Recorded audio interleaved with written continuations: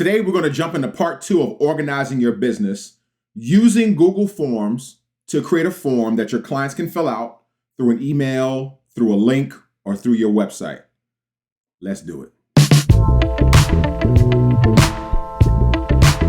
My name is Sean Slaughter, real estate agent and investor, and today we are going to use Google Forms to create a form for your clients. As an entrepreneur, you want to try to automate as much as you can. And so this form, we can email our clients, we can put it as a website link, and we can send them to our website to click it, or we can embed this form into our website. This form can be used for buyer leads, listing leads, whatever client information that you want to collect from your lead before you actually get started, or even in the process, you can use this form for. All right. Today, I'm going to specifically be focusing on buyer info lead sheets. When you get a lead, you'll send this to your buyer, they'll fill it out, and it allows you to really see what their situation is so that you can best serve them. Let's get it. All right, so the first place that we're going to start is Google, and we're going to click our forms. And once we are in our forms, we're going to click blank. And it's going to create a new form for us. So I'm going to name this form by double clicking this and call it the Buyer First Start form. And we'll click up here as well to make sure it's labeled. This is what your client will see. This is what you'll see in Google Drive, because all of your forms are going to be housed in Google Drive automatically. So right now, as I've created this form, it is saved in Google Drive. You can also access it through Google Forms, just like we did to even get here to start a new form, okay?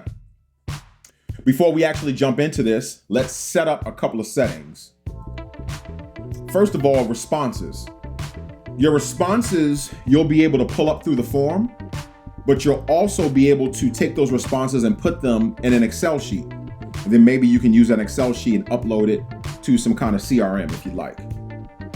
And the way that we're going to create that Excel sheet, we're going to accept responses. We're going to click those little 3 dots, select response destination, and we're going to create this Buyer First Start form. Now, this has already created this form for us, but if you do not see it, go ahead and just write Buyer First Start form and click create. And at the bottom here, you see it says spreadsheet linked. So now what it's done, it's linked it to a spreadsheet. That spreadsheet can be found in your Google Drive as well. Okay. We have our form, and our form is putting all our responses in a spreadsheet. It's also housing our responses within the form itself. Next, we'll go to settings. And let's manage our responses. Yes, we want to collect email addresses. Yes, we want responders to get a copy. You can do always or when requested. That's fine. We'll do when requested. Yes, we'll allow them to edit. I'm not going to restrict users just to Sean Slaughter Homes and trusted organizations, because this will be a wide variety of people that we don't know. And I will limit it to 1 response, but they will be able to edit it, okay? And I think that's pretty much all that we're going to do there. Yes, let's make questions required by default, okay? We can always change this, and I'll show you how. Any form defaults. And we'll collect email addresses by default. Okay, we'll do those too. And I think that will be it for now. Let's get to the questions. All right. So as you can see, it's already collecting an email by default. And that's just good, because now you can take those emails, you can put them in your CRM, and you can use them as drips. You can, send your marketing material through the email. Let's start with our first question. Their name. Let's do full name. And we'll leave it as a short answer. Now this should have been already checked as required because we wanted to make required the default, but nevertheless, full name, short answer, we'll make that required. The next thing that we're going to ask for, we're going to duplicate it so that we don't have to just keep whatever. It just keeps this, duplicates this block here, and we'll do spouse's name.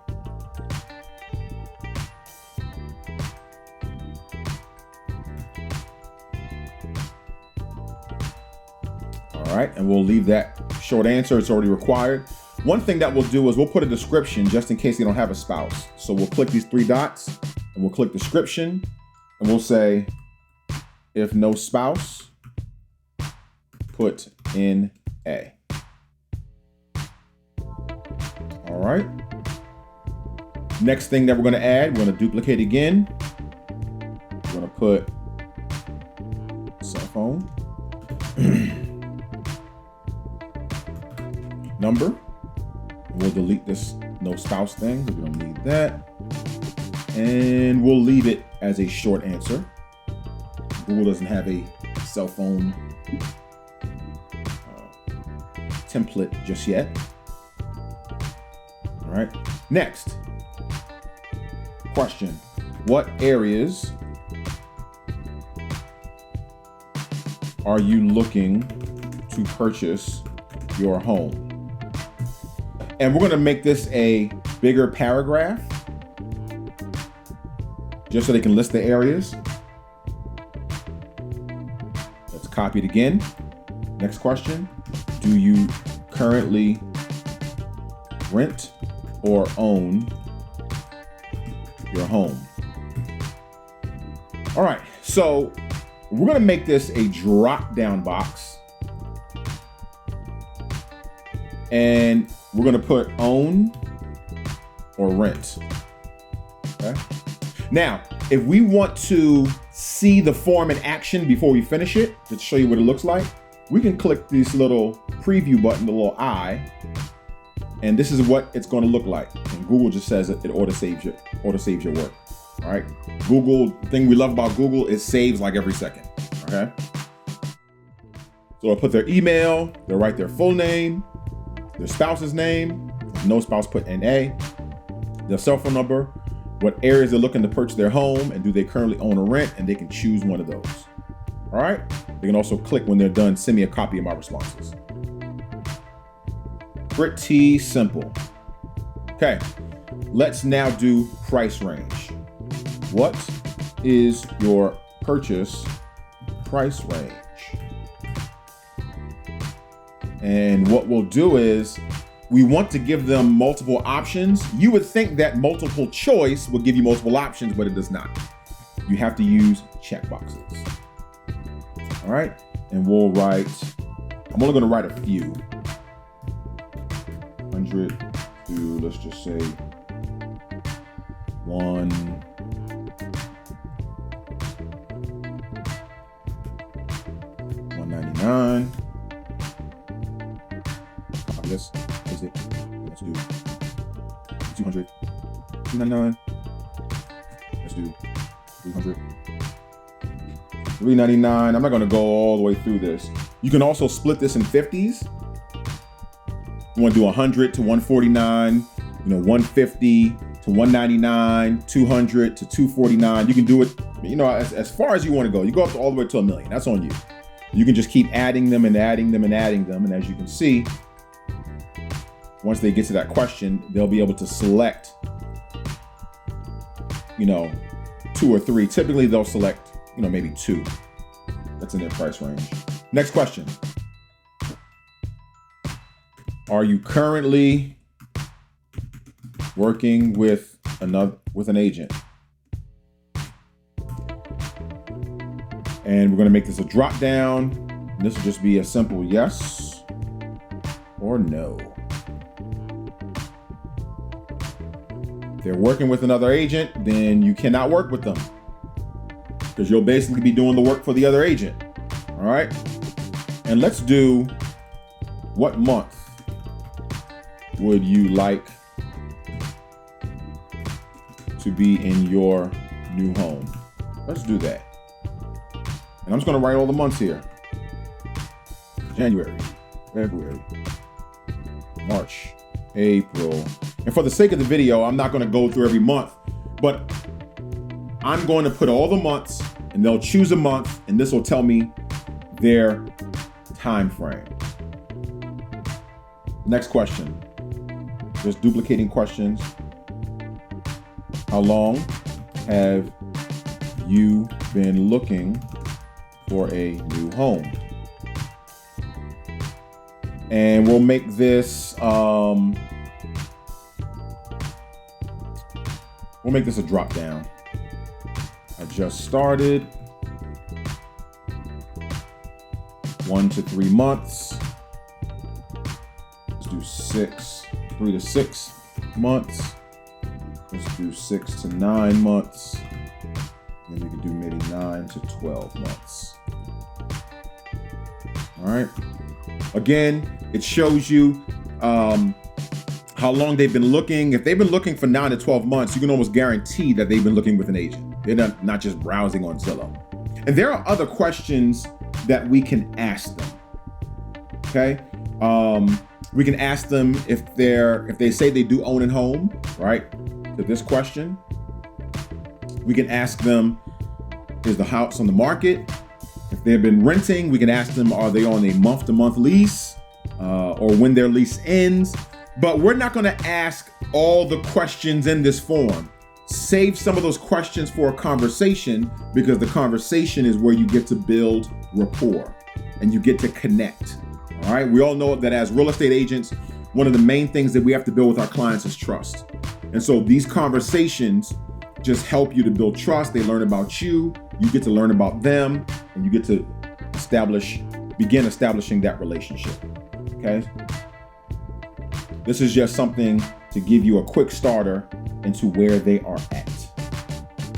Next question. Are you paying cash or will you need a mortgage? We'll do a drop down. Cash, mortgage.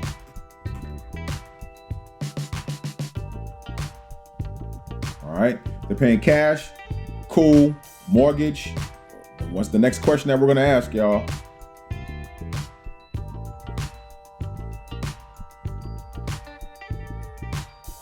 Have you been pre-approved?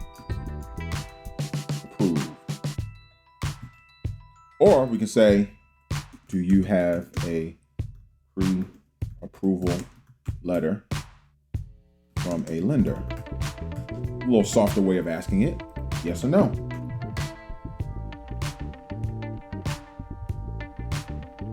And again, I'm not going to say, hey, how were you pre-approved from? Who is your lender? No.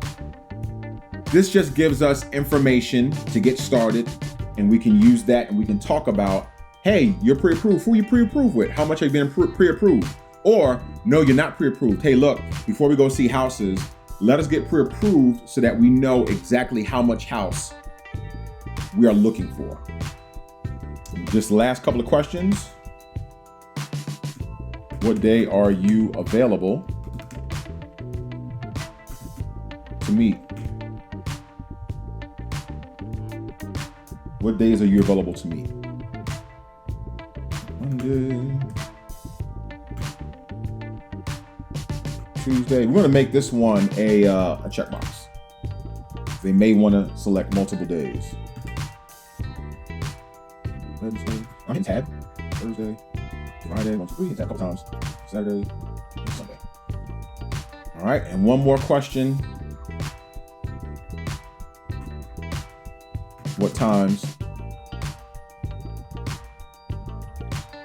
of the day